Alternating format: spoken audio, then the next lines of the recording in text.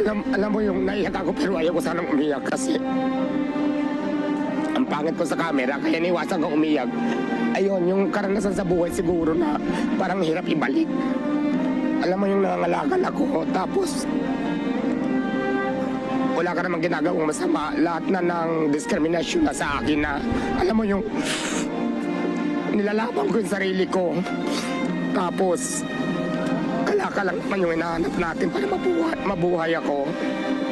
Tapos lahat ng taong diskriminasyon sa iyo, lahat na lalaitin ka, parang hirap, parang kung maaari sana ayaw ko na sana kami ibalik yun. Yun yung mga hindi ko makakalimutan sa buong buhay ko. Nakakaiyak. Paus ako, sorry. Yun yung mga moment na ang hirap ibalik. Kaya ngayon talagang binabalik ko rin sa customer ko kung anong bigay ni Lord sa akin na biyaya para naman maging masaya lahat. So yun, laban lang.